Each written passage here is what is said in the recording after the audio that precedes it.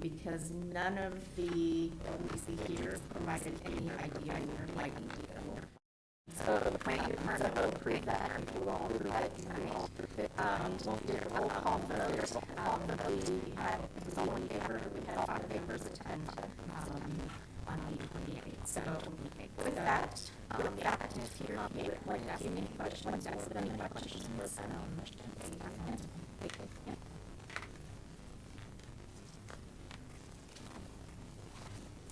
do we have any questions? Any questions?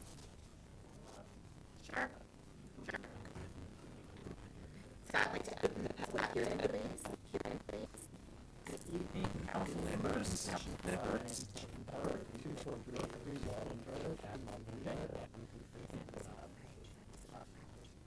I already have said pretty much everything that there is to say. It is much better on the eloquent way that I could. So, if you have any questions. When do you think this construction will be completed? That's a great question. Thank you for that. We're hoping to be done the upper market section, the lower section, the lower section, we're not going to have that finished.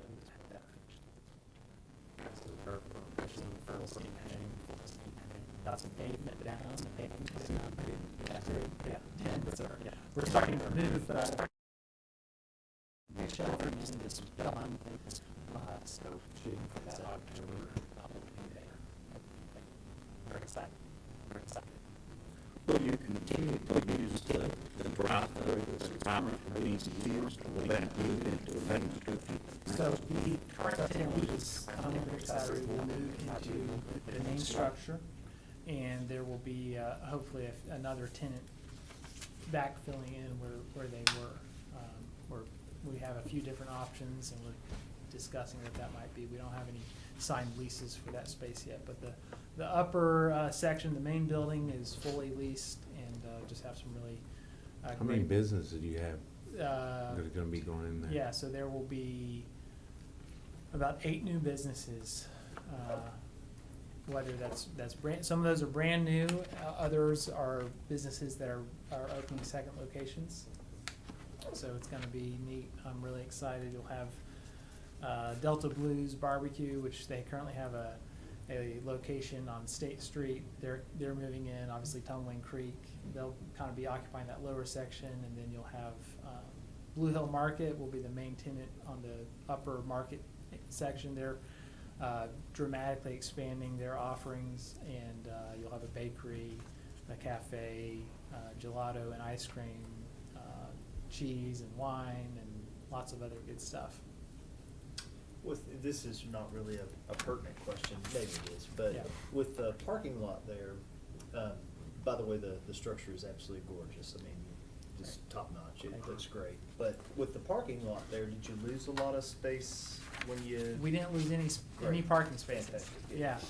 Yeah, that parking lot was kind of an awkward size, so there was a really wide center lane. We basically shrank that center lane, and were able to expand the building without losing any parking spots.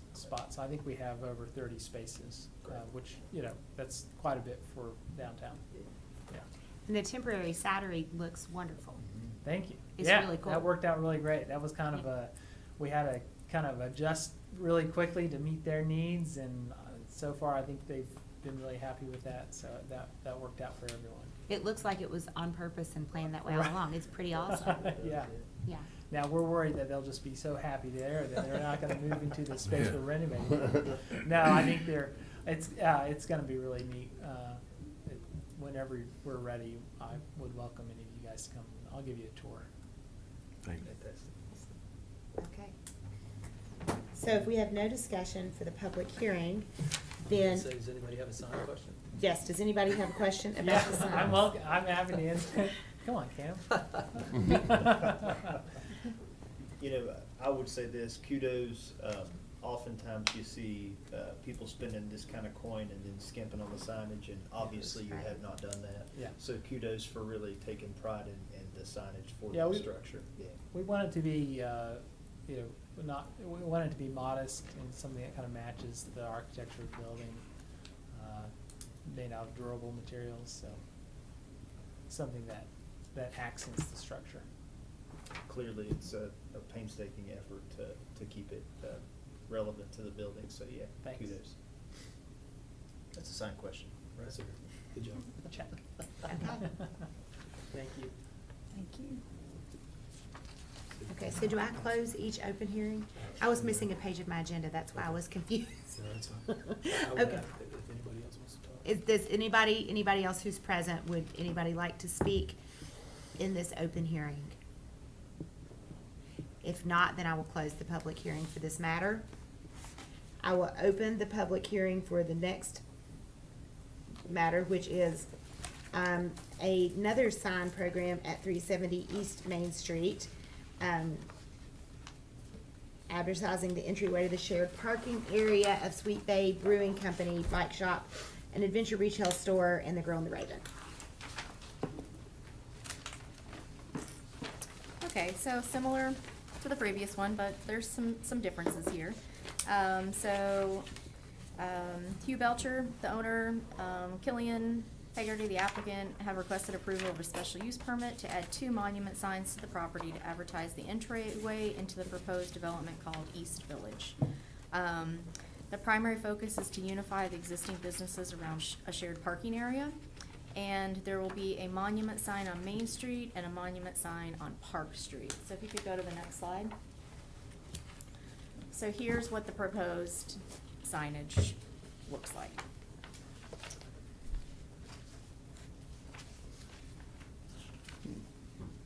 So a little bit of the background. As you all know, this one's a little bit different when you're talking about unifying signage. There's existing visible signage for Sweet Bay Brewing Company, Brazen Raven Coffee Roasters, the Girl and the Raven, and those businesses all currently exist. And as part of this master plan, looking at signage, we are including those signs. So if those businesses were ever to shift, move, a new business were to come in, essentially the square footage that those signs currently occupy would continue to be the square footage that they could also have at their locations and on their structures. So we're not replacing them, we're not taking away with the requests that you have before you tonight. What you are doing, and if you could switch to the next slide, please, is, could we go to the next slide, please? And there should be something that's on each of your, it might be easier to look at it there than even on the overhead. But really what a master sign plan's purpose is to unify an area. So if you had a new subdivision coming in, or if you saw from the previous application, if it's something new, it's much easier to unify. When it's something that's been there for a while, you really have to reach outside the box and think about it in a much more creative manner. So because it's a special use permit, both the planning commission and then you as the town council can add conditions. So that's kind of where your power lies, because you're saying, yes, it's something that could be allowed, but only allowed if these certain things are done. So let's just kind of lead you through the site. On the front, on East Main Street, you'll see the location for the monument sign in red. It's a red square. That building that is at 370 East Main Street is a little bit of a mix of right now. But right adjacent to that is the Girl and the Raven. So the idea is that traffic will come in off of Main Street onto a one-way roadway, an easement, that will go between the Girl and the Raven and the property known as 370 East Main Street. Because that traffic will be one way, several of the conditions that we work together between staff and the applicant and the planning commission is ensuring that the traffic that exists at 370 East Main Street can actually get through the property. So we wouldn't want to put the burden of basically sort of creating a landlocked environment and saying, hey, you're going one way, but if you want to get all the way out from your apartment or shop or whatever the case may be at 370, you've got to wind your way all the way back through the brewery property and out Park Street. We requested that an egress be actually put along the edge of the Girl and the Raven. So 370 East Main Street, you come in one way, you can continue onto the brewery property, or you can make a left and you can go out the Girl and the Raven property over to Denmore. So that was the first request. The next idea was, okay, we still want traffic to come in. We want it to come into the brewery. So you'll see that there are 3 properties essentially located here on this drawing. There's where the brewery production occurs in the large warehouse, and then there's the buildings that occupy more of the actual retail space for the brewery. We had proposed for staff to have an easement that came all the way out to Park Street. At the planning commission level, they also requested that there be an easement between what is basically the brewery's property and what is the owner next door, which is AMT. So again, traffic will come in, you can make a left-hand turn and go between the Girl and the Raven over to Dedmore. You could continue on to the brewery property, and then you can make a left and also go out to Dedmore there. Or if you wanted to, you could come all the way back to the back property, which is on Park Street. On Park Street, there is a structure that is currently vacant, and there is a proposal there it's called the Ice House property, and there is a proposal there for both a coffee roastery, a bike shop, maybe an adventure outfit type of shop. And so with that, the access is actually 2-way. So you could come in off of Park Street, go past the Ice House, go into the brewery property, or you could come out of the brewery property and go past the Ice House and access Park Street.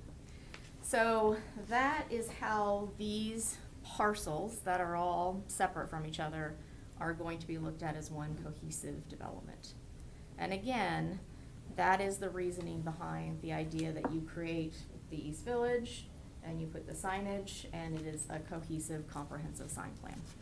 A little more difficult when you have properties that are already in play, but they were able to pull off a design. With that, staff had a number of conditions that the Planning Commission discussed at length, and they did ultimately request that they be part of what they are proposing to you all tonight. So I will read them into the record when we get to the actual motion. You may want to ask more questions about them. The first is that the request was for 15-foot wide easements, and when Nathan gets up here, he can explain to you why he's looking at 12-foot. We were requesting a 15-foot wide easement that linked the parcels together. Submit for review that there is a permanent easement between the existing AMT property and the brewery, because that wasn't part of the original request from staff. That the permanent easement must identify that this area is for vehicular and pedestrian movement, not only on the recorded document, but on the physical site. So it's not going to be, there needs to be signage that they will need to submit to us that shows people how to go in and out of this property. What we don't want is people coming to the edge of the brewery and trying to go out to Main Street, because that's a one-way entrance. That the permanent easement must consist of pavement, concrete, or a gravel surface and be maintained in perpetuity by the owners. That the permanent easement documentation must be signed by all the property owners. So you can see here with the document that they've provided that they have space for all the owners to sign, and that would be recorded with each of the parcels. We also are requesting that this, that they provide a maintenance plan for the easement, so that all the responsible parties know which part of the easement they're actually maintaining and how that will be maintained. Again, we'd love for every business to stay in perpetuity, but we want to ensure that as things move and businesses come and go, that there is that permanent record. Submit the internal directional signage for traffic flow. And then a couple of the things that we wanted to do is remove the Girl and the Raven open sign. They currently have like a breakfast, lunch, and pastry sign. As we're kind of going through a master sign plan for the town, one of the things we talk a lot about is sign clutter. And that the more signs you have does not actually increase your business, but just creates a cluttered environment that people don't know. So we're requesting that some of those signs be removed. We're also requesting that a previous sign located at 370 East Main Street be removed. We also are requesting that a parking plan be provided. So currently at 370 East Main Street, there is a parking lot, and people come and go in every direction. And so we're asking that that be diagonal to accommodate the one-way entrance, so that people are not, doesn't have a natural feel to go back to Main Street. You come in, you park, or you go on through the properties. That the driveway, okay, so the other thing is dumpsters. So we do have a few existing dumpsters on the site. When we have a new property, we always require that dumpsters are screened. If there's a property that's been at use for a number of years, they're not always screened, so we're requiring that the dumpsters be screened.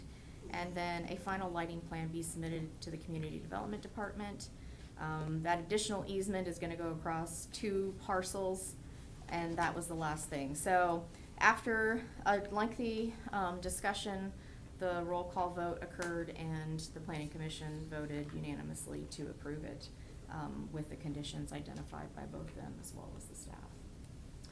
So again, I can try to answer questions, or Nathan can come up and add to your information. Let me ask a question. I was sitting here thinking about the effects on other persons other than the businesses, and I think the signs are very appropriate and very nice, and have no problem with that. Correct me if I'm wrong, is there not a chain link fence just to the east of the fire department that prohibits people from going through? You are correct. If you take that out and create an easement and create a road, people who live on Park Street currently have a dead end there, so you're gonna create more traffic for people on Park Street. You're gonna have a through road there. You're also gonna have some effect, and I know the chief is here tonight, with the fire department, because now you're gonna have a 2-lane road out in front of the fire department. What, could you comment on those concerns for me, please? Sure, and I would invite the chief to come up and add anything that he would like. I know. Welcome to the Community Development Department at my show. Okay. Yes, so that question came up at the Planning Commission, Okay. and we specifically talked with the chief, and he indicated that based on their location, they're not concerned about it. Okay. One thing, and this is further down the road because I tend to bring you all a lot of ordinance amendments, but we are looking for language that would capture streets and internal movement that are not part of subdivisions. So this truly is an easement scenario and is not a road. And the true distinction there is the fact that none of these are to the width that we would require for roads. We are, the request for the 15 feet, for example, is our alley standard. We did put some thought into how much right away we were asking. But yes, again, and I think we've discussed this in a variety of ways, yes, a savvy individual that this is now open will potentially come through here. But truly, it is the interior movement for these businesses and will not be a town street. But the person that's gonna use it, I They don't could care use whether it's it. called a road or an Absolutely. easement, they wanna get Yep. back through there, right? Yeah, Yeah. so they will be. So that fence will come down. The fence that is currently used as, on the other side, on the Dedmore side, would come down. The fence on the side between the 370 East Main and the brewery would also come down. And again, that's why we put a lot of the conditions in, that it be permanent and that they all sign it and that they be part of the maintenance plan, to ensure that it is actually maintained. Well, if it's an easement, it doesn't come up, as you pointed out, to the standards of a roadway in the town. Correct. So doesn't that create more problems for everyone if it's not up to that standard? Well, I mean, you can talk to the applicant as to whether or not they think it will create additional problems. But, again, with the way that we have it set up here and the way that they have proposed it, it is all internal movement between parcels. So it would be really honestly no different than going into the interior part of Food City. So if you go on the outer edge where we have a road back to the meadows, that's an actual public street. But then all of the interior movements, from Food City to the Hallmark shop to, to Jimmy John's, those are not public streets. And so it's internal movements between multiple users. So they've created this. It does have a different feel because it's not coming into you at the creation where we can say, well, can you turn that building this direction, or can you make that an actual public street that would move from Park Street out to Dedmore? And again, we'll be coming back to you with additional language in the future to really talk about how we can address some of that. Because we've had other developments lately that have come to us and want to do what they're considering internal private streets and asking for things like 12-foot wide pavement and those things, which we're not in favor of when it comes to a new development. So it is internal parking movement, and in general, we would not ask for this type of easement, just like we didn't ask Food City for that when they were doing a cohesive development. But because we have all these multiple owners and a pre-existing condition, that's why we're proposing it that way. Thank you. Anything else for me, or? Okay, you get the hot seat. All right. Hello again. Nathan Berg, 2433 Walton Road, for the record, Abingdon, Virginia. So, kind of stepping away and looking at this big picture and kind of why am I here? I'm not actually officially one of the property owners yet. Currently, we have the Ice House under contract. And as Cam is very well aware of that Never been building, there. he's never been there. It's a neat old building that has a lot of potential, but one of the main problems with that building is that there's no Main Street visibility. There's really no way to get to it directly from Main Street. So unless you know it's there, you're not really going to be drawn to that place. Additionally, the new owners of Sweetberry Brewing were running into somewhat the same problem, where there's no Main Street visibility of that business either. And so we were kind of looking at the Ice House on whether what we might want to do with that, and then looking at, okay, we have a brewery, we have a coffee shop, and a place where they're roasting the coffee beans, and all of those things kind of have a natural synergy with something like a bike shop. And we have been for a while looking at people that might want to bring a bike shop to Abingdon and an outdoors store, because since the ski house closed down, unfortunately, that's left a void in Abingdon, and Abingdon is kind of this great, outdoorsy small town that really would benefit from a store like that. The Ice House was really the natural fit for that, but really the only way to make that work as a retail space would be to have visibility from Main Street. And then you combine with that kind of the synergy that bike shops and outdoor retail have. I mean, if you go to, there's a lot of other places, if you go to other towns where you have a brewery and a outdoor retail establishment or a bike shop, and those things kind of work really well together.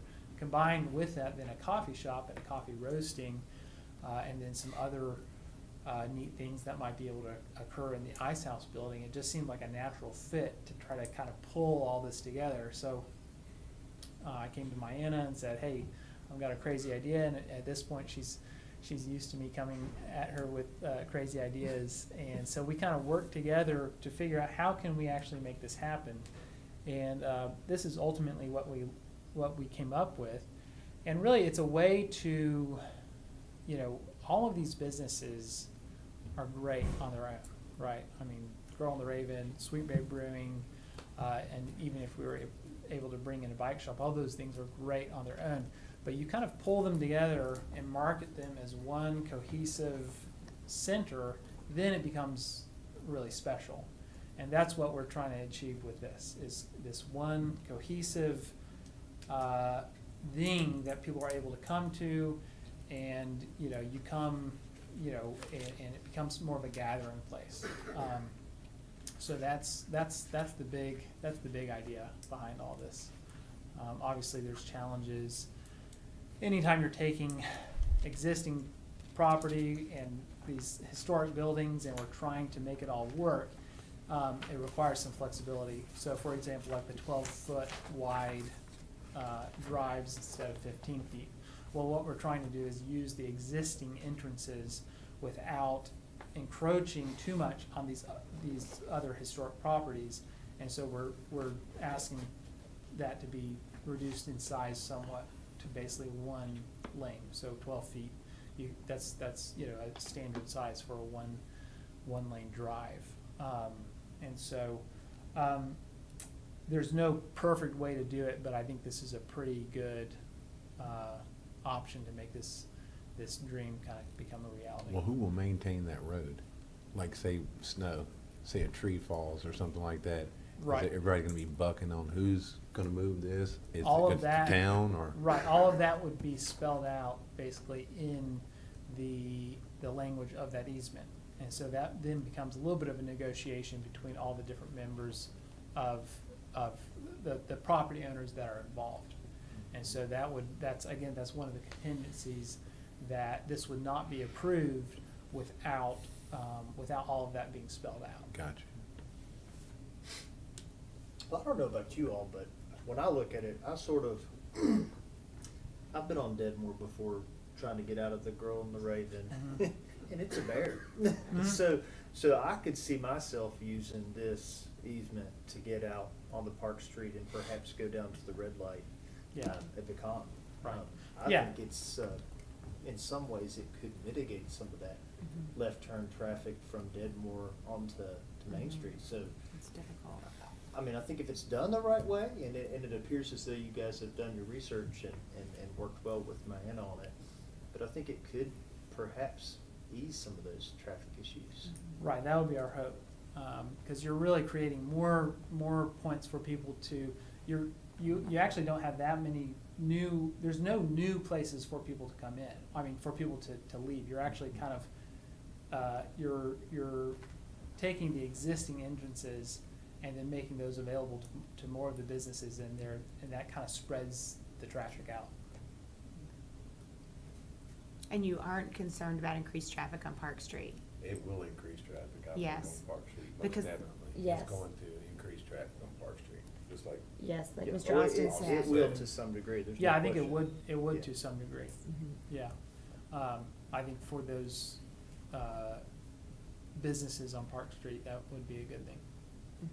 I worry somewhat about the residential area on Park Street, because I do hear from residents on Park Street that people drive, and I walk there sometimes at night, and people do come flying through there. And there I is the wonder. park, there is the park there too. Yes, so I wonder if we may need to think about signage or other speed control measures on Park Street in conjunction with this plan, to protect the kids at the Yeah, park and to that's- protect the residents of Park Street. The only thing that I see is I'm kind of with you on that, Mayor, but I just see more congestion on Park Street.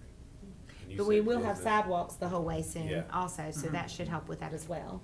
Yeah, but, I mean, you know, it's gonna create, for people who live on Park Street, people who live on Kings Mountain where I live at, I mean, this is great, but it's gonna create shortcuts. There's no way that you can tell me that somebody's gonna say, hey, I think I can cut this way. It's true. You know, it's gonna cause for more I mean, chaos and more shortcuts. You as well, definitely too. want signage that indicated that no through traffic is allowed. Yeah, I don't think those are necessarily things that would preclude it, I just think they're things that we need to consider. Yes. Having spent 14 years there, trying to convince people not to park where they're not supposed to park, keeping people out of the middle of that, I'll be shocked. Out of the middle of where? The easement itself. The easement itself on either property on Denmore or Park Street, people not just parking right in the middle where they wanna park, but Right. I Well- understand there'll be signage there, but good luck to you. Yeah, there will be some marked parking places as Are you well. thinking surface-wise, are you thinking asphalt or cement? Part or- of it would be asphalt, and the main square, kind of where the brewery parking currently is, that would remain gravel. Okay, I was just Um, thinking what Cam's saying, you know, maybe if that were outlined in a pavement or a cement or something, that would prevent people from trying to park across the easement. and- We also had discussed using planters, where basically you have a big galvanized steel planter, so to kind of corral people into the direction that they need to go. Makes sense. Right. I think for the brewery, obviously, it offers a lot of benefit. Right now, you kind of have this chain link fence, which isn't aesthetically very pleasing. And then you're able to then have basically a memorandum of understanding where there's some shared parking there as well. For a bike shop, typically they're not open during the same hours as a brewery, so they complement each other. Do we have any further questions? But this has already gone to the planning commission and they voted yes, right?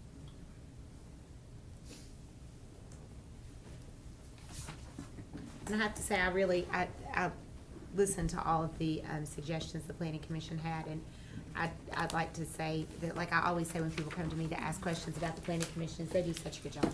They're do. thoughtful, and I think everything that They do their homework. that they mentioned was well thought out and very well received. They know what they're talking about. They do. Okay, All if there are right, no thank more you. questions, then I will close the public hearing. Now, our third public hearing is for a proposed zoning text amendment. We're gonna have Mayana come forward once again, but it's for, chapter 44, article 6, special limitations for specific uses.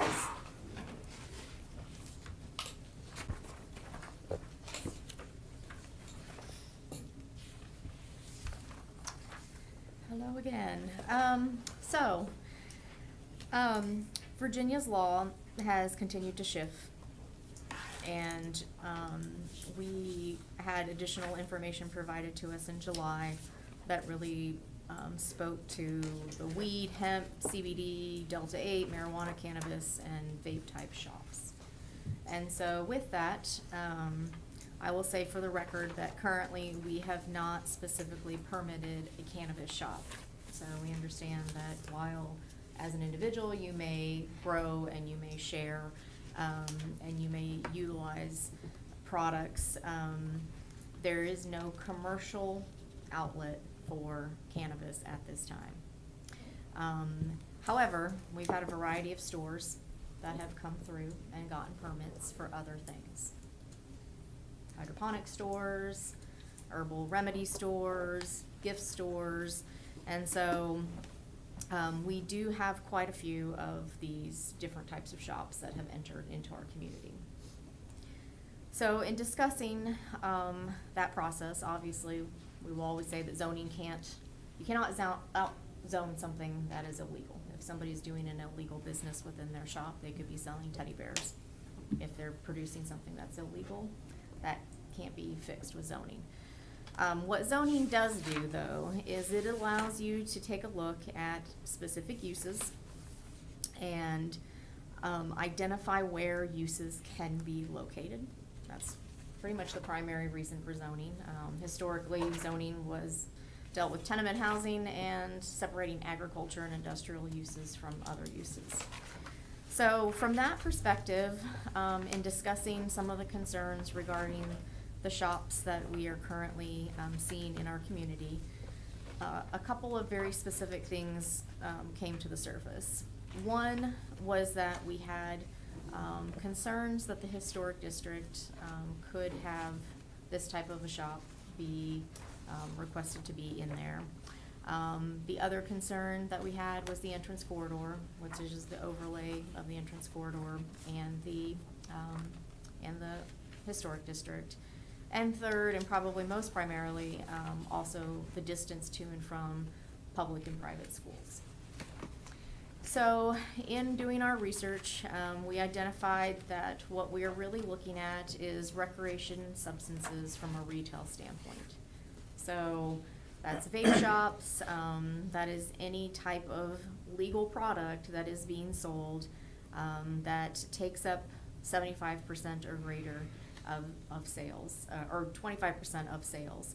So I want to be very specific and on the record that nothing about this is proposed to apply to grocery stores, gas stations, pharmacies, or any of that nature where 75% or greater of those products are being sold that are not, any type of recreational substance.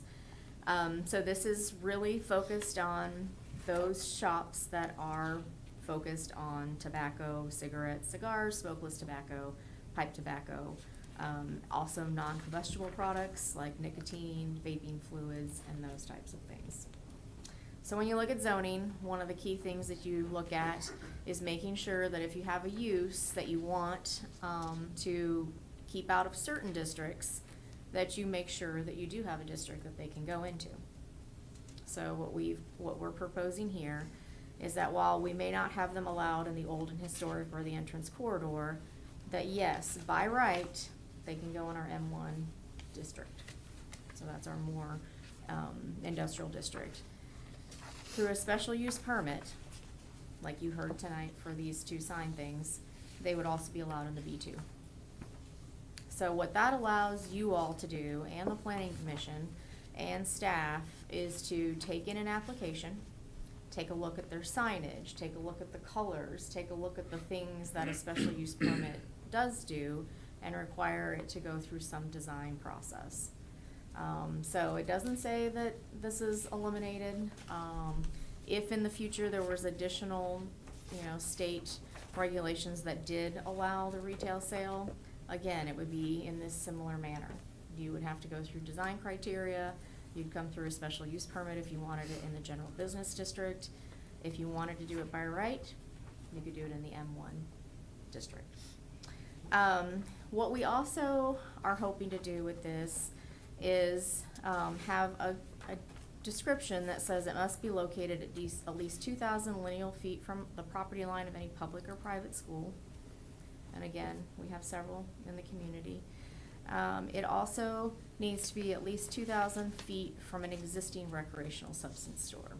So it allows you to spread them throughout the community and not have them all confined unto one area. It keeps them in the B2 zoning district. It keeps them out of the old and historic district. And so it really is looking at it from a holistic perspective that says, even if there wasn't cannabis being traded or shared, we are actually just looking at all adult substances. So most of you have probably been in other communities where vape shops are very loud and bright and colorful, and they're really trying to attract you in. So it is also looking at that. The pieces that we put in that are prohibited, no commercial retail sales of any substance containing marijuana, or any of the synthetic versions of marijuana. No adult sharing in a commercial retail space of any substance containing marijuana or the synthetic versions of that. That directly mimics the state's requirements. We are not becoming more strict or less strict in that. We are just mimicking the state's requirements. The other piece where we are mimicking the state's requirement is no person shall advertise in or send any advertising material into the Commonwealth regarding marijuana, marijuana products, or any substance containing a synthetic version of marijuana, other than those that may be legally sold in the Commonwealth under the subtitle or Article 4.2 of the Drug Control Act. Advertisements regarding marijuana, marijuana products, or any substances containing a synthetic derivative shall comply with the provisions of this subtitle. And so basically what is that?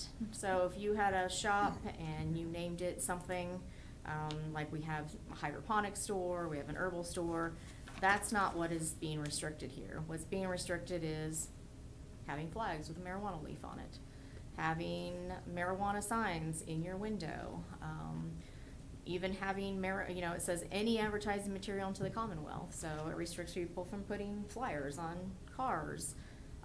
It really limits how you can advertise, and it also is helpful when we're talking about signage, because we've had several planning commission signs that have come through that have had a variety of different marijuana leaves, et cetera, on them. And the final thing that this is looking at doing is linking this to the business license. So currently, a business license is required for any business operating within the town. The way that your business license can get revoked is if you have a moral or a legal situation in which you have gone through the entire legal process and you have proven that there is a concern. And Cam can make that much more legal. I'm trying to be very, very low-key here, but what we're asking for in this is that, this just says that we can revoke, the town of Abingdon can revoke a business license if it's found to be in conflict with the allowance of legally sold products in the Commonwealth. So we're trying to take our code, match it to the state's code, but actually put something on the books. And a couple of the questions that we received were if the farmer's market, for example, if they have a member of the farmer's market that's selling a CBD oil or a lotion that contains it, etc. Again, the Commonwealth has described and defined the limitations on that. We are not going to have a zoning person go through the farmer's market booths and identify that. If somebody is performing another service, like at a salon where they have a CBD oil-based shampoo, again, that type of usage is completely allowed. This is specifically for the shops that we have identified that are selling this. So we had a little question and discussion, at the planning commission level, and there was some concern about, well, are we restricting one use and not another? And I will say that this is zoning. This is really what zoning does. It just says if there's a use that may come in conflict with other things, like school children, that we allow a use but don't allow it to infringe on other property owner rights. And so with that, we also added some definitions. We added the definition of what adult sharing of marijuana is. Specifically, adult sharing does not include instances in which marijuana is given away contemporaneously with another reciprocal transaction. It is not a gift of marijuana that is offered or advertised in conjunction with an offer for sale of goods or services. It is not a gift of marijuana. A gift of marijuana is contingent upon a separate reciprocal transaction for goods and services. So we were very specific in that. We defined what marijuana was, and we defined what recreational substance retail, on-site use, and off-site use.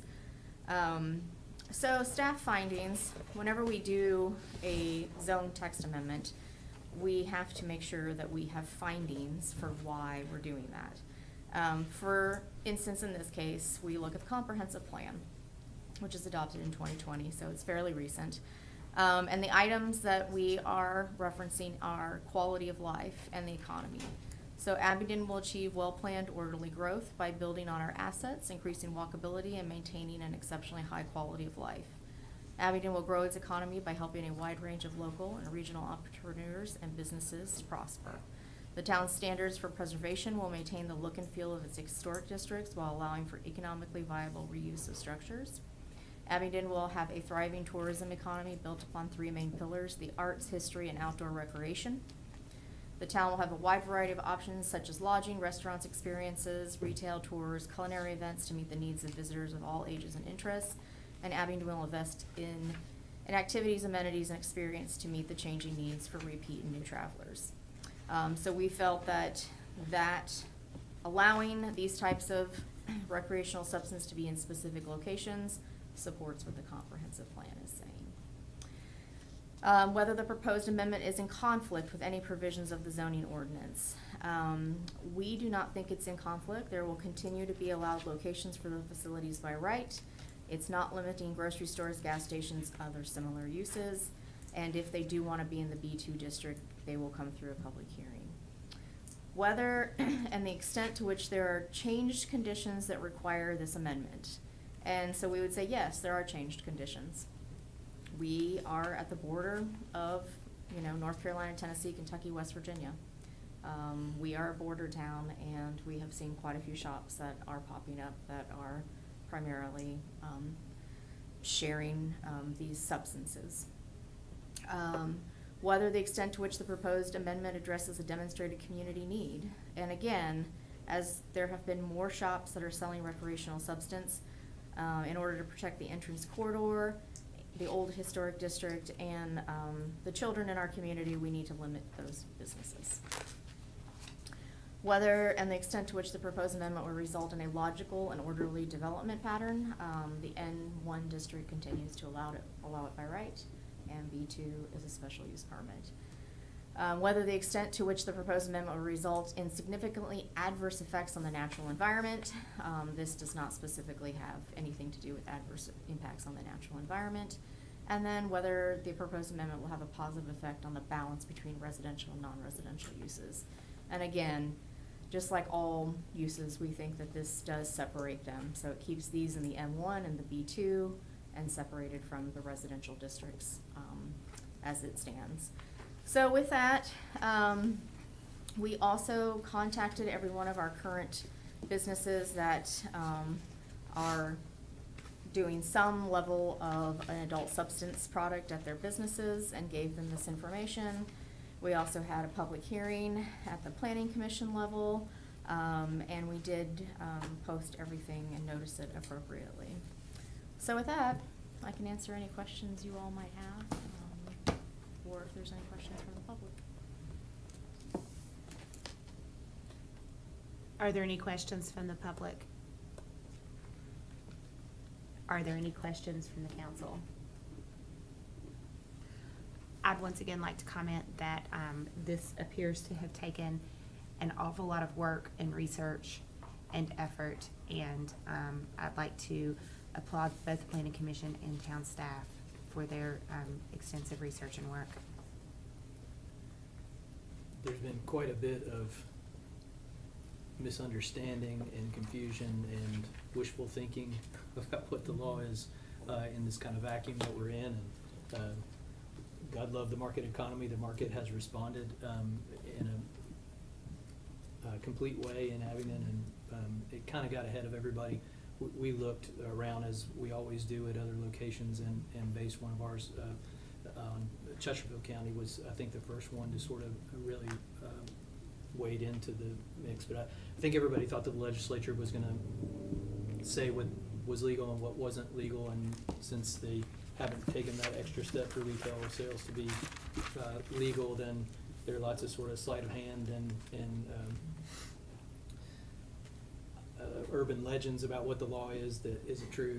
And so I think we did our best to try to balance all of those factors. And of course, the existing businesses won't be affected, but it would just be the ones who apply after this is passed, if it's passed, in a more orderly fashion. And just kind of went off kind of Wild West in this vacuum of something that nobody had ever thought of would have to be zoned before. And so that's how we got to here. And we did end up, there have been several businesses that we've actually denied their business license. So we did have at least two dispensaries that came in and either told us that they wanted to be a dispensary or had provided us enough information and background that we knew that they were not indicating on their business license what they were truly wanting to do. And so we have denied those. And again, this basically puts it into a zoning path forwards, which means, the zoning ordinance has a compliance section, so it does allow us to do compliance. So it does allow our compliance department to work with the town of Abingdon's police department, and so we can actually create a way in which to move forward that is related to zoning and not just in a complete illegal manner. So this does give it an additional foothold.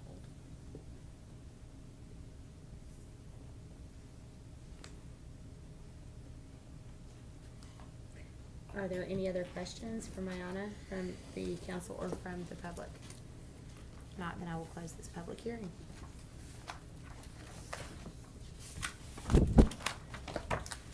So now we will move forward to resolutions.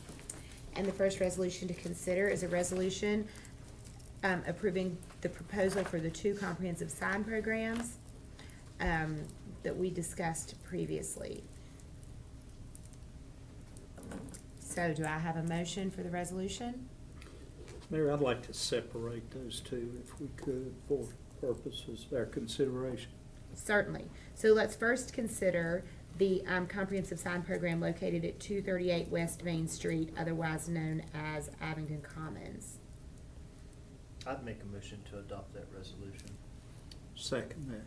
It's subject to the extra planning commission requirements. Correct, subject to any additional planning commission requirements that would come up. I second that motion. Okay, so we have a resolution to approve this comprehensive sign program subject to conditions that will be set forth by the planning commission located at 238 West Main Street. The motion was made by Mr. Webb and it was seconded by Mr. Austin. Is there any discussion? If there's no discussion, Kim, would you please call the roll? Mr. Austin. Aye. Ms. Quetch. Aye. Mr. Webb. Aye. Vice Mayor Anderson. Aye. And Mayor Pillion. Aye.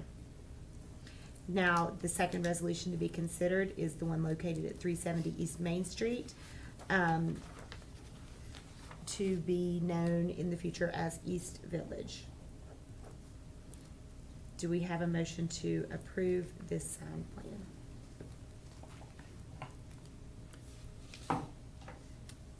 I just wanted to clarify that, the conditions that were identified here still had the 15-foot easement.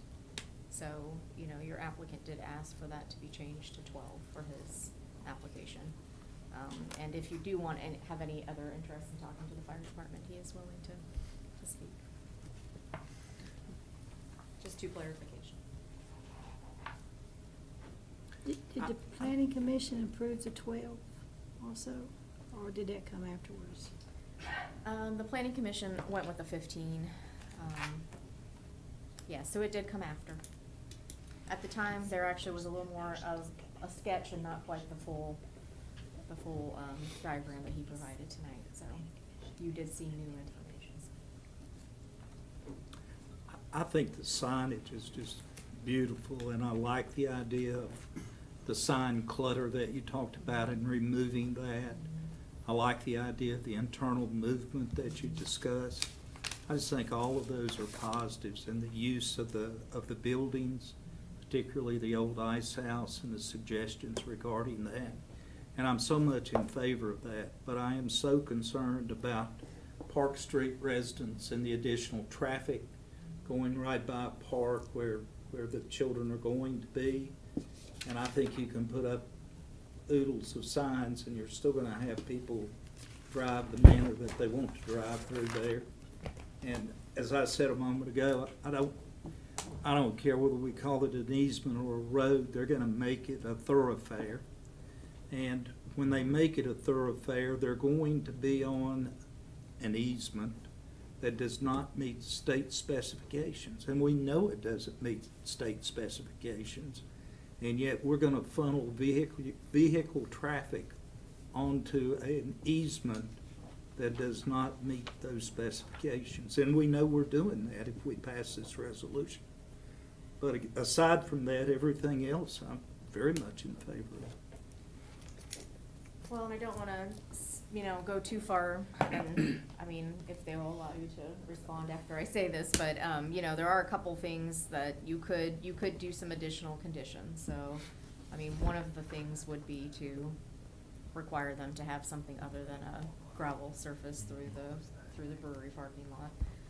The other thing that you could require is we have required a parking plan, but no one indicated that they would need to have, actual, parking stop, any kind of a parking stop bar. So, again, if you felt like you needed to add additional conditions, you could discuss that and add some, if it was keeping you from getting to an approval. But again, I would suggest if you do that, to ask the applicant how they would think about that. So if that's how we want to handle it, then do we push this to our next meeting? Do we push it back to the planning commission? How do we proceed? Yeah, I don't know if, I guess we could workshop it here, but. Can I speak? So, time is of the essence. We currently have an option to purchase this property, and that option expires in about a week. And so, if we have to wait an additional month, this project may not move forward. Just to address the concern of this becoming a thoroughfare, what I would like, the question I would like to beg is, what, if you kind of look at a map of the area, what is the benefit of someone using that as a throughway? Well, maybe you can get to Deadmore, but last I checked, people aren't beating down the doors to get to Deadmore. I It live doesn't- on that side of town. Right, and I think People. I just know that it will create a shortcut and it will create problems. I just think so. Right. With the playground being there and. I think and also, let's say back when that was Wolf Hill Brewery, I think that there was a whole lot more traffic coming through Park Street for people to get to a concert there. Whereas now what we're actually doing is allowing people from Main Street to be able to come directly from Main Street to get to the brewery, which actually reduces the potential traffic that you would get from Park Street. I think overall, in a lot of ways, this would remediate some of that traffic. I think Park Street is a mixed-use area. I mean, if you look at the zoning, if you look at the use of that, it is mixed use. So we are going to have to balance the demands of residents plus people that have businesses there. You have Holston Mountain Artisans. I'm sure they would love additional traffic on Park Street being driven to their business. There will be a hotel on Park Street. That is something that would benefit from additional traffic. So there's a balance there. I think there's a balance to be had. I don't think that there's a strong argument saying that there would be, that suddenly, it would become a traffic jam there. I just don't see that as being necessarily a problem. The fire chief didn't seem to think that it would be something that would impact the fire services. So again, I think it's a balance, and I'm willing to look at some additional conditions. But if we keep piling, we've already put a few conditions on this project. If we keep piling them on, this might be something that would be dead in the water, and Abingdon is left with another vacant building that is very quickly deteriorating. So I have a question, and you may not need to answer it. Chief Holbrook may have to answer it. I don't know. So when Mr. Alston talked about the fact that they would be roads that were narrower than state standards, and I understand that they would not be public roads, they would be in fact easements. What happens if there's an accident on a road of that sort? Does that accident, is that something that's adjudicated by the town? Or is it something that is considered private property? And how does that impact the business owners? Sorry to put you in the hot seat.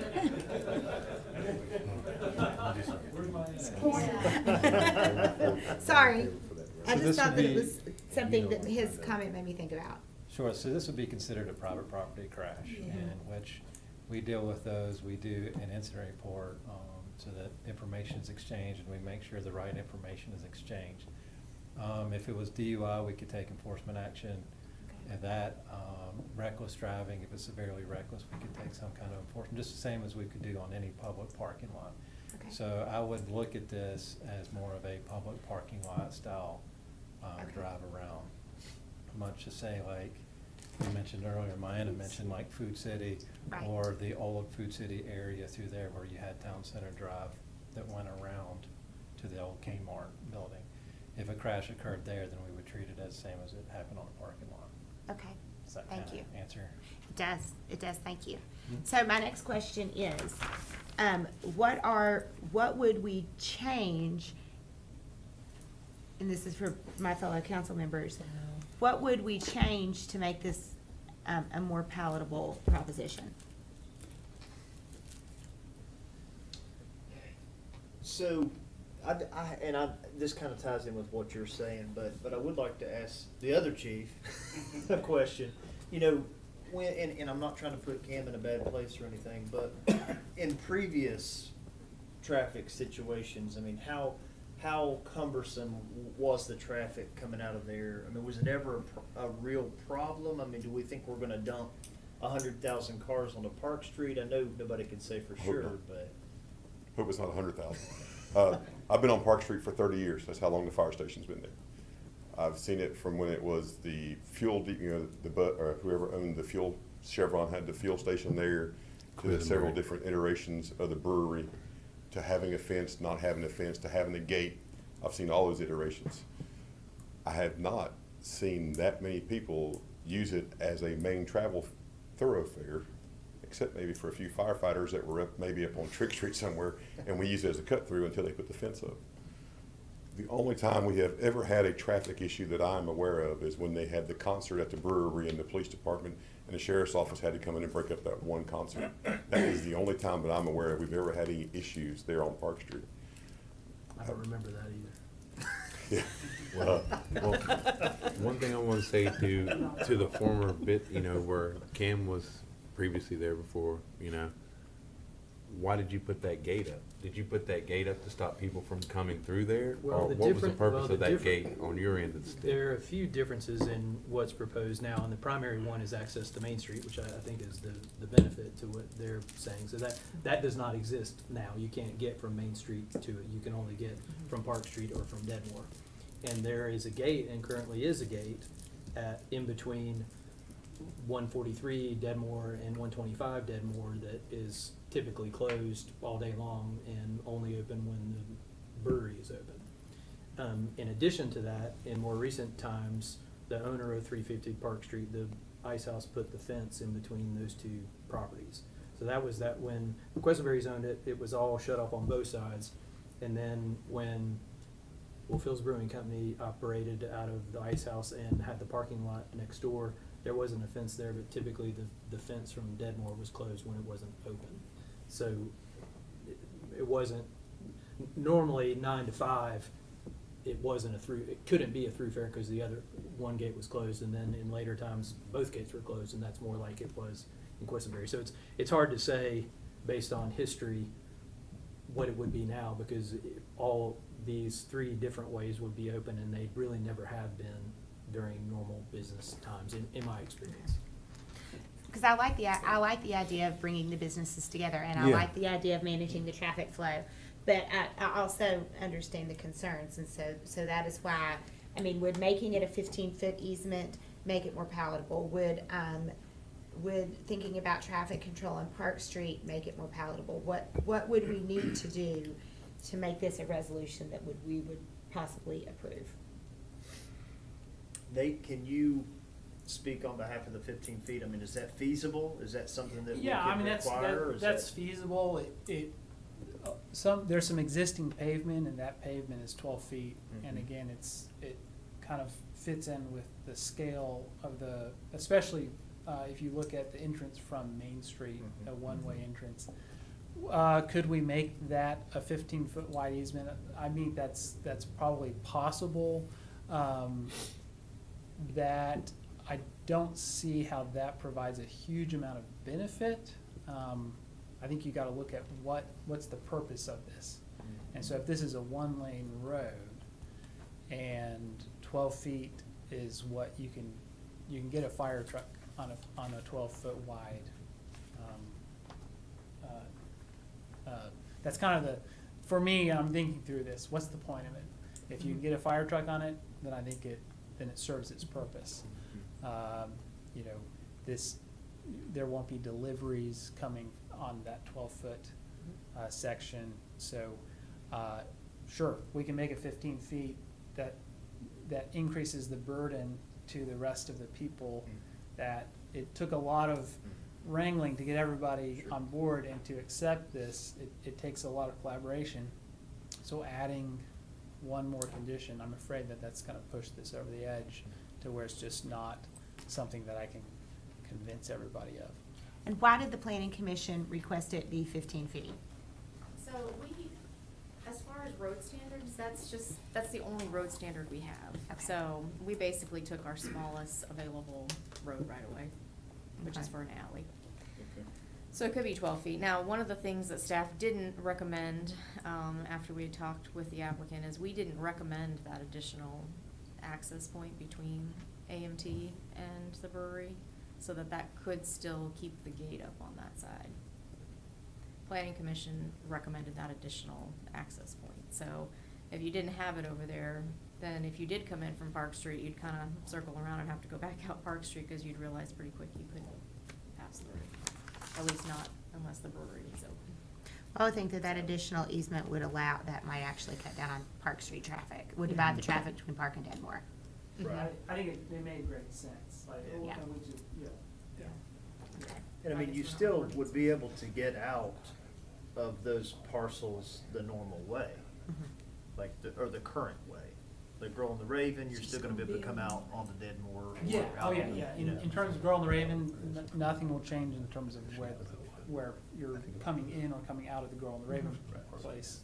As far as the brewery, you are keeping the main entrance is off of Dedmore for the entrance and exit is off of Dedmore. So now you're actually creating, more paths of egress for the brewery. You're also creating one more path of ingress for the brewery as well.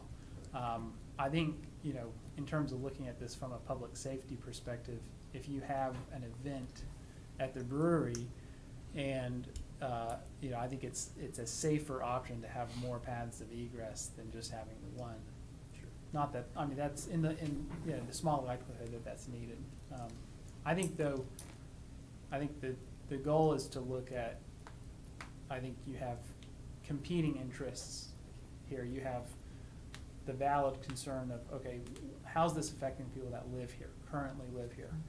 And then you also have how is this affecting businesses and people and businesses that may benefit from this, and the public at large that may benefit from this. And I think that looking at it from a perspective of good planning is that, let's look at Park Street. Is Park Street a solely residential neighborhood? No, it's not. It's mixed use. It has, for a while, it was partly manufacturing. There was a jail there for a while. Now that's becoming a hotel. So you're looking at a mixed use neighborhood, and I think your entire approach to how you manage traffic for a mixed use neighborhood is fundamentally different than if it were a closed only residential area. And so I think that's how you kind of balance it out, is look at what the underlying zoning is. I think this fits in very well with the comprehensive plan. The comprehensive plan designated that Park Street area as being mixed use. It fits in line with that as well.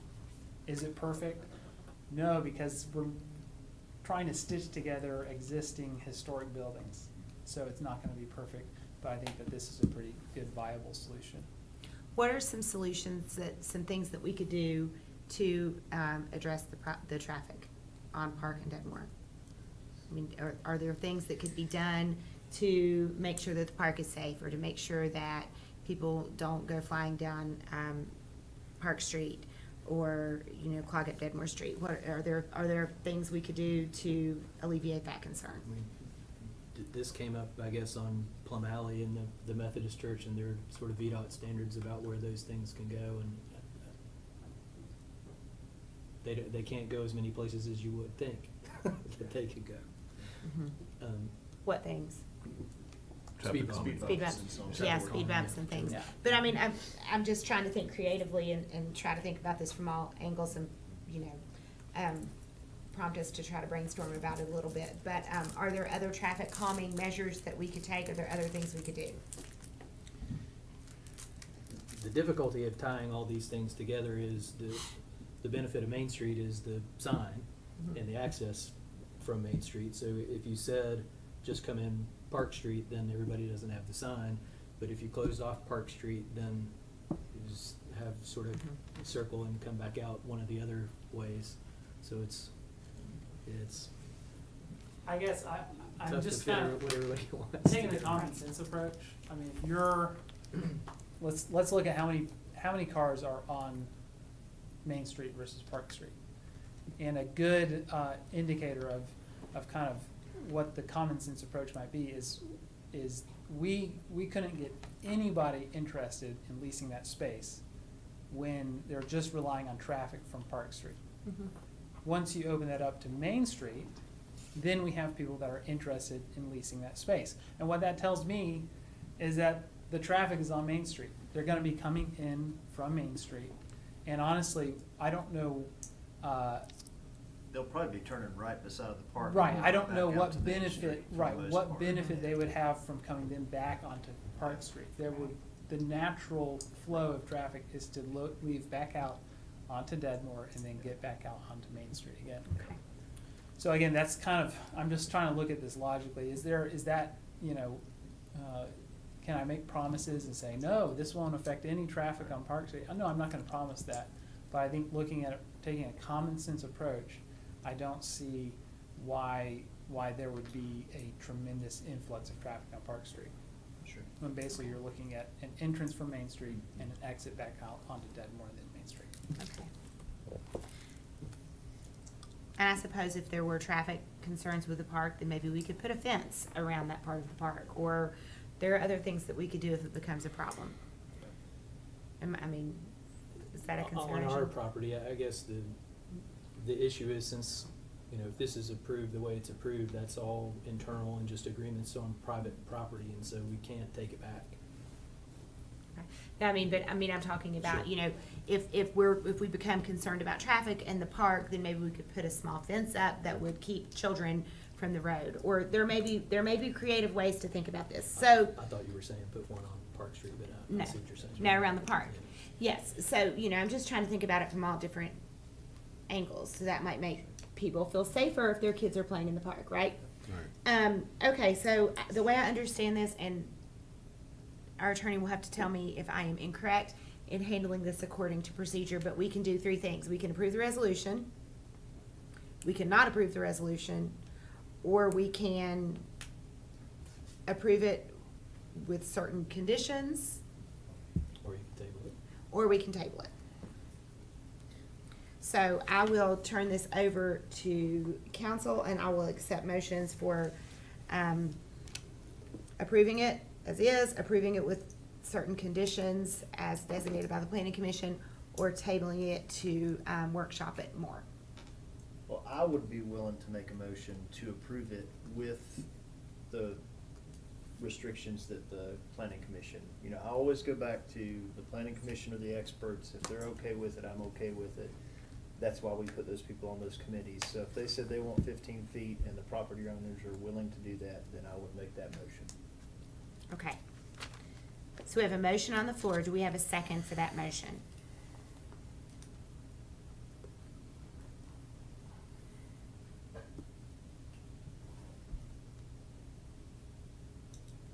Okay, do we have any other motions? Well, that motion dies for lack of a second. That motion dies for lack of a second. Do we have any other motions?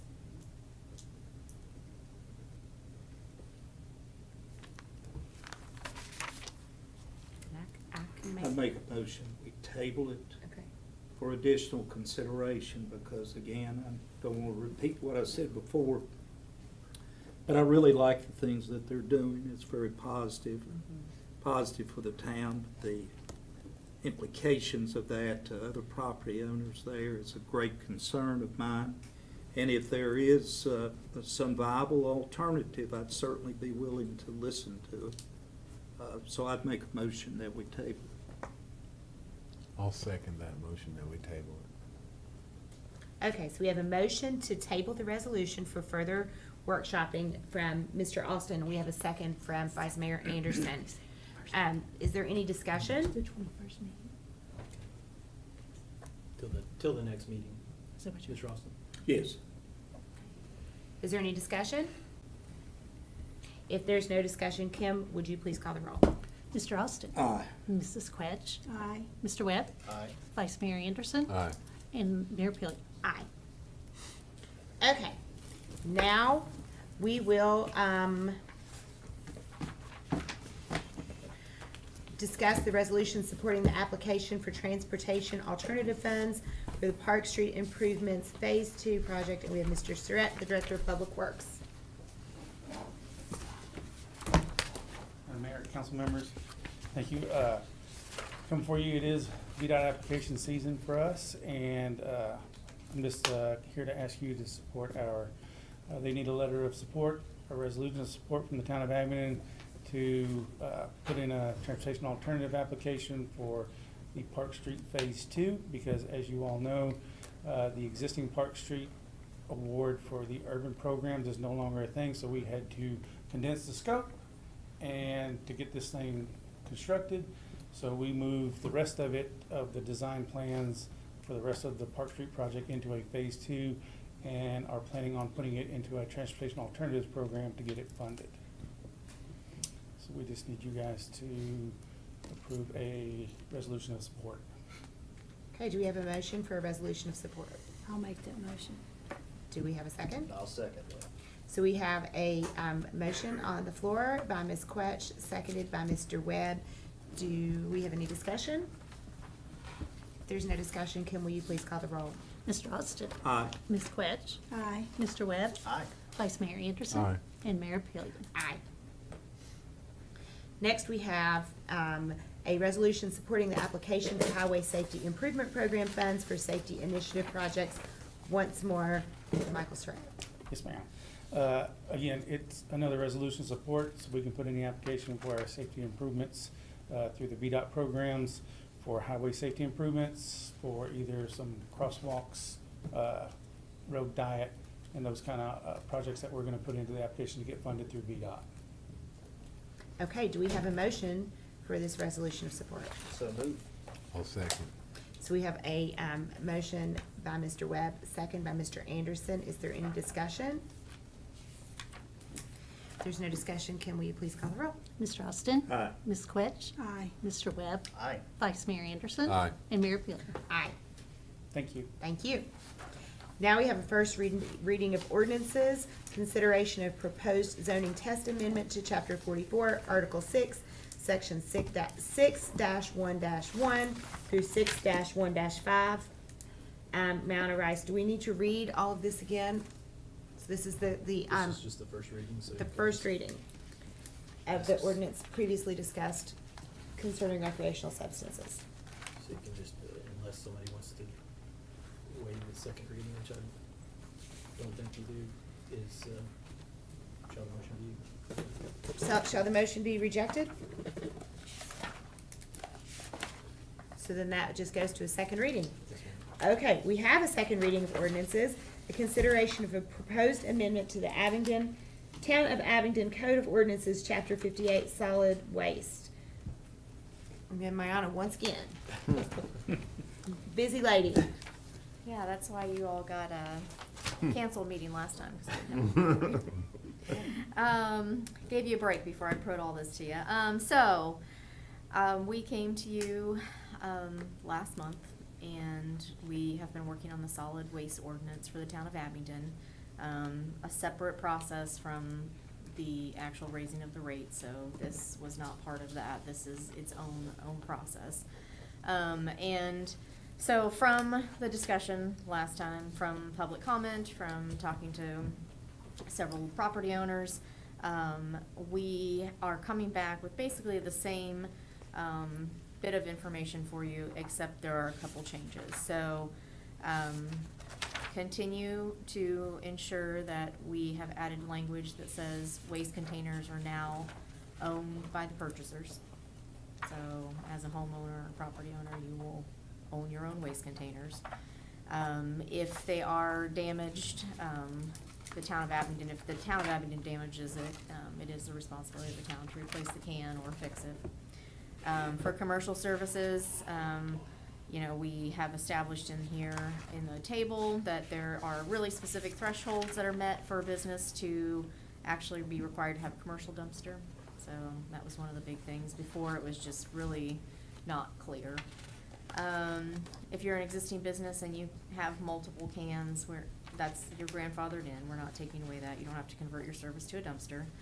The brush and bulky trash fee, There's 2 key services that the town of Abingdon provides weekly, and that was part of the start of this conversation.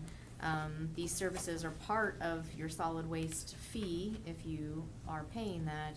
It is not part of, we've been basically doing it for free for a lot of properties. So we're looking at the ordinance establishing that solid waste fee for commercial establishments, but then we are also in a process of establishing which commercial establishments would actually end up needing to pay that. And the part that we removed is the reference to the biannual fee. So even though it would be the same amount of money collected twice a year, instead, there seemed to be quite a bit of opposition to that, so we simply removed that as an option.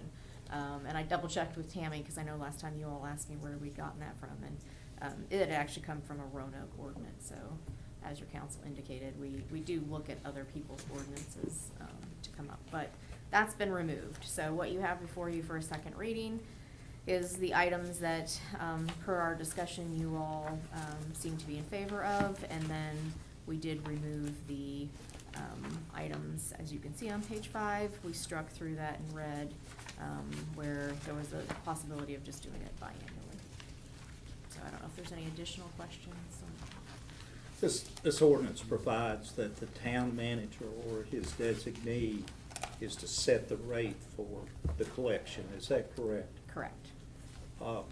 I listened intently to the gentleman who spoke to us earlier tonight, and he's left, I think, by now. But he was concerned about the increase, and I do not question for a minute that the increase was necessary. That's not the point of what I'm saying. But I'm a very strong believer that the town council is elected, and that any fee that is charged generally to the residents of the town of Abingdon should be within the town council and not within administration. I know Mr. Cochran has paid me a lot to say this tonight and get it out of his bailiwick, but I really believe that. I think that we answer to the residents of the town, and I'm sure there are other fees out there that I'm not aware of tonight, but I think all of those should be within the town council's discretion. And I don't want to micromanage, and maybe I'm getting into that field to some extent, but I think the council should be responsible for that. And we do bring, for example, with the zoning ordinance and with the building permit fees, that's another portion that we end up with a lot of fees from that. We did bring that, and I think it was right as you were coming on, but we did bring that 3 or 4 times, I think, and we had given you a full layout of how we compared all the different communities and how we came to that. So in general, we do try to bring the fees that are required to you, but again, I think you can say yes or no, but I think that, I mean, in general, any fees that you all would be interested, that's a part that can be worked administratively and figured out how we Well, I need to. spoke with Mr. Cochran about that, and he quite appropriately pointed out to me that at least indirectly, we did do that when we approved a budget, because those things are included within the budget. And I appreciated him doing that, but I think it directly needs to come through the council. And Now we're may on I take this opportunity, and if you can let me know if this is appropriate or not, but there have been a lot of questions about the trash ordinance and about the increased fees. And there's been a lot of, Facebook chatter, there's been a lot of person-to-person chatter. We had a public comment tonight. Would you mind, and I understand that there were very, very good reasons for the increase of the fees, and that ordinance is not a new ordinance, that it's been around for quite some time. Could you just take a minute to remark upon that and to explain that process so that it is on the record so people can refer to the meeting for that information? And add to it if you'd like. So there's a couple of things. One, we did an analysis of how much it's actually costing, and found that, we're in a deficit. A second piece of that, you all just purchased a $350,000 trash truck this year, and a good portion of our fleet in that department continues to need to be replaced. So any additional fees, we're also not just looking at trying to fund the department, but also to create a sinking fund to further finance those vehicles. So, as we all know, when you look at financing, you can only take on so much debt service, and still be in good favor as a town. And so as we look at our aging, equipment, we also need to ensure that we have a way to finance that. So, so financing the department, financing the equipment, and then, again, just in general, looking at how long it had been, and we had not done analysis for a very long time on that. And so looking at all of those things. We also brought to light, the brush and, bulky trash fees. So we frequently find that while we offer those services, we did not have a limitation on who could be offering those services. So we have found that more and more other private endeavors have been coming into the community, and essentially, I know it sounds a bit strange and territorial, but essentially siphoning off customers. So while on the record, we have been able to establish that and require that other companies not participate in trash service in the town, we had not really enforced it to that measure. And so all of those things combined, wanting to offer the bulk and brush pickup to mobile home parks, to other commercial places that have those, that are currently having dumpsters, to financing our fleet and financing the program, it was kind of a triple or quadruple effect. And is it also correct that the tipping fee was significantly increased by the county, and because of the closing of the landfill, we have to carry our trash a much greater distance, therefore raising our cost to dispose of our citizens' garbage? Yes, so that was part, when I say funding the department, I just wasn't sure how far we wanted to go into it, but yes, for the record, we did have additional costs that were increased based on the tipping fees, based on the location. So, for example, not a lot of people know this, but when we do brush pickup, and those, like, we take the brush, and then the truck drives all the way to Bluntville to drop off the brush, and then drives all the way back and continues on the route. So that is another piece that, you know, Mr. Cochran's very concerned about, ensuring that the town looks great and that brush is picked up, but, you know, the logistics of all of that are complex as well. So yes, fees had increased, and so the fees increasing, the distance we're driving. And the age of the gas, fleet relative to. Age of the fleet, gas costs, I mean, it all, like, when we look at that full department, it's costing us a lot more to take trash. And it's very important to me that our constituents understand that we did not raise that fee in order for the town to make money. We raised that fee in order to cover the town's costs so that the town did not go into debt in order to provide garbage services to our citizens. Instead, we just wanted to make sure that the garbage services, in other words, we're breaking even. We aren't making money on this situation. We're just covering our increased costs, which came about by no fault of our own. Correct, and I mean, I think that you would say that with all of government and all of the fees. There's never a moment in which we are making money. We are always being very conscious and trying to break even.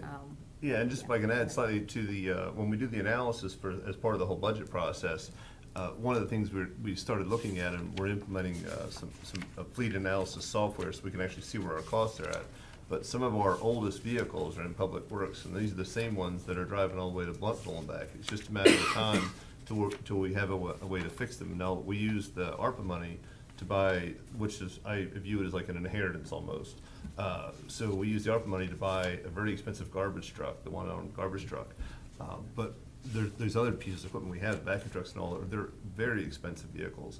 And so we want to make sure that we have a fleet fund that can support that. Of course.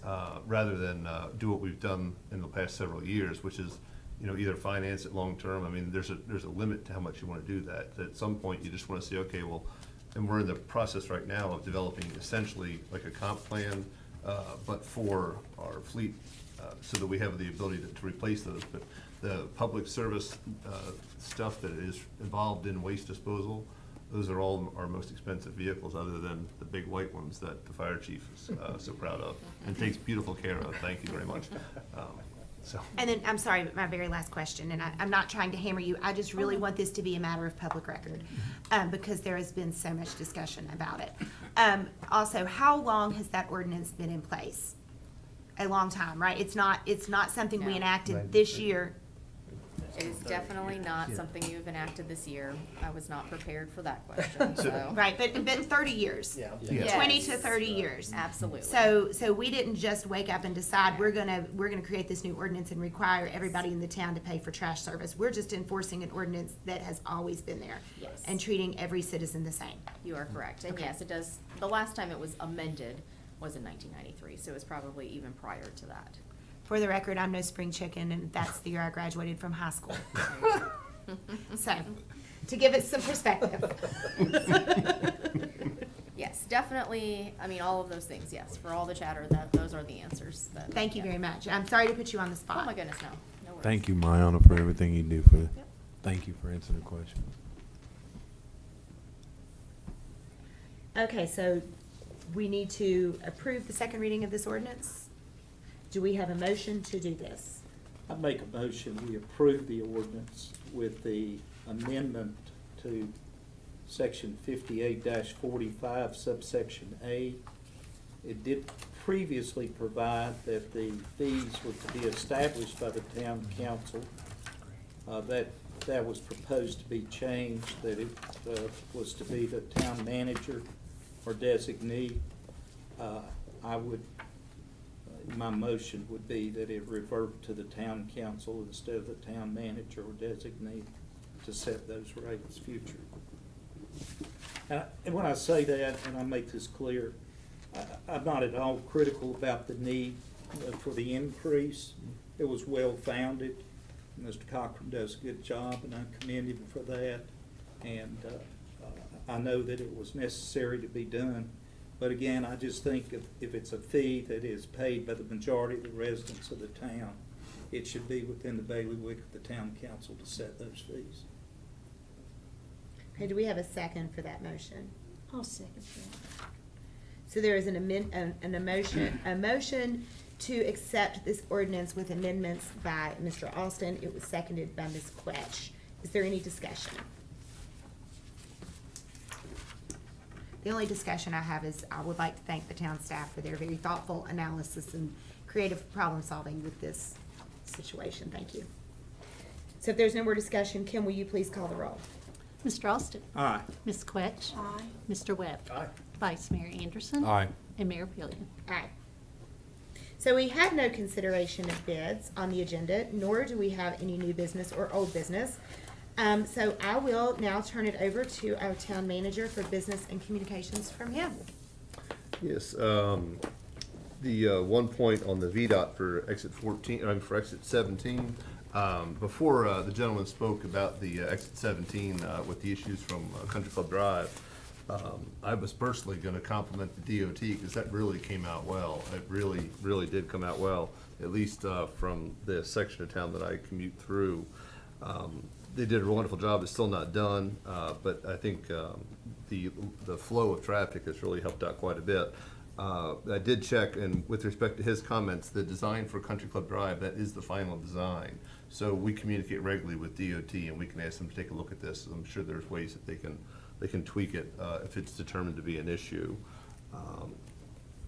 And the underside of the interstate, it is a contract through DOT, but that section for exit 17 has been under construction for longer than I've been here. So I think at some point, if it gets to the point where we need to pick it up, then that's something that we need to make happen. I mean, we're really trying to put our best foot forward every single day, but that has been under construction for quite some time. So I'm sure we'll take a look at that.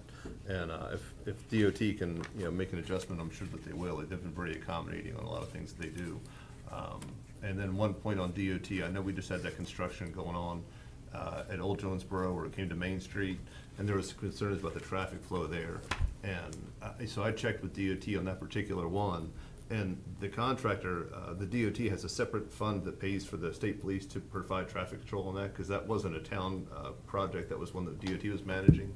And so if the contractor had asked for state police assistance, they would have certainly got it. It just wasn't done in that particular instance. So we did everything we could try to do out there, but it was not it was an odd situation about the amount of traffic. But it is done, and it functions better now than it did last week or 2 weeks ago. So just sometimes those things aren't always perfect. And then Lastly, as you know, the crane is gone, and I just want to thank Mike Surratt and the police chief, because that was you know, sometimes when you don't control everything that happens, that was done by a contractor, and they wound up putting the lane so close to the trees on the curbing that it really caused an issue there for a couple hours. And then to, you know, Murphy's Law, there was a fire with on the interstate, and it just forced all the heavy trucks right down Main Street at the worst possible time. So those two and myself came out there, and we tried to figure out a way to make it happen. And so fortunately, that thing's gone, and it's just a memory. We've got some great pictures of it, but we're you know, we're moving forward with all that. So. And I believe that's, yep, that's everything I have for today. And then also, I did print your report. So the update for that engineering that Public Works is doing with respect to the ongoing projects, that has been updated on the website on the Public Works page, but I also printed it for you because it gives you some graphics about some of the different projects that are ongoing. So that's attached to your report. The report will get posted to the internet tonight. And I'd like to remind the public that Mr. Cochran provides us with reports very regularly that cover lots of interesting material, and they're posted on the internet. So a lot of times, things that people have questions for concerning, they can go and read that report, and it's very thorough, and it lets you know a lot about the things that are going on in the town that you might not have thought about. So I encourage people to check that out. You'll learn a lot. It's really helpful. So we'll move on to council member reports. Does anybody have anything to report?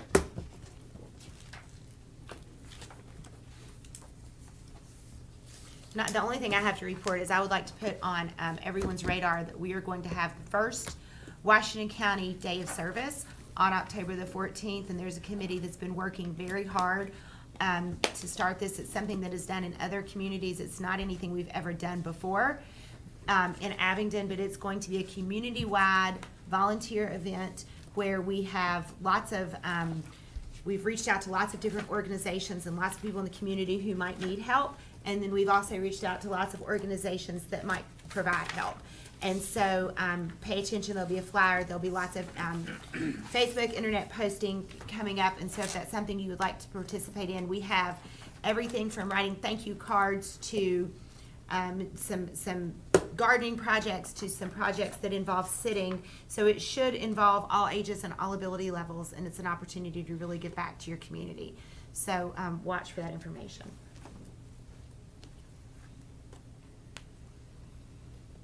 If there's nothing else, then I think we should proceed to closed session to discuss legal matters and appointments to boards and committees. I'd like to make a motion that we go into closed session as permitted by Virginia Code Section 2.23711A1 for purposes of considering applications for appointment to various boards and committees of the town, and also 3711A8 for consultation with legal counsel, which has been retained by this public body regarding a specific legal matter which does require legal advice. I'll second that.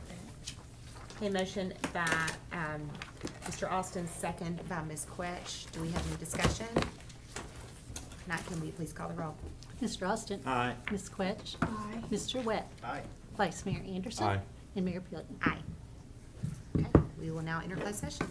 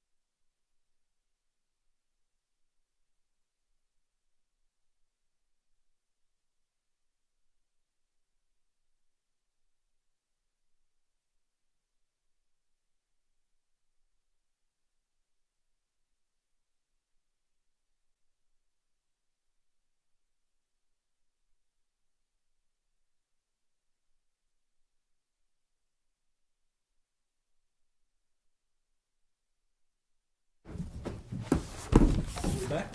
We're back. I think I got one of those too. Back on the record. I'd like to move that we return to open session and that we certify, the town council certify that. I'm sorry, Mr. Austin, let's do this separately. Oh, okay. I'd like to move that we return to open session. I'll second that. So we have a motion to return to open session by Mr. Austin, seconded by Ms. Quetch. Is there any discussion? If there's no discussion, can we please call the roll? Mr. Austin? Aye. Ms. Quetch? Aye. Mr. Webb? Aye. Vice Mayor Anderson? Aye. And Mayor Pili? Aye. I'd now like to move that the town council certify that in closed session, it was just concluded that nothing was discussed except the two matters which were specifically identified in the motion to convene in closed session and lawfully permitted to be discussed under the provisions of the Virginia Freedom of Information Act cited in that motion. Mr. Austin, do you so certify? I do, I certify. Ms. Quetch? I so certify. Mr. Webb? I so certify. Vice Mayor Anderson? I so certify. And Mayor Pili? I so certify. Okay, so we have some appointments to boards and committees to discuss. Do we want to do that all in one motion? Yes, and I'd like to make a motion that we appoint Allison Mays to the Economic Development Authority and Jacob King to Sustain Abingdon. Do we have a second? I'll second. So we have a motion on the table by Ms. Webb, a second by Ms. Quetch. I do that every single meeting. A second by Vice Mayor Anderson. I thought I'd made it through. Is there any discussion? If there's no discussion, Kim, will you please call the roll?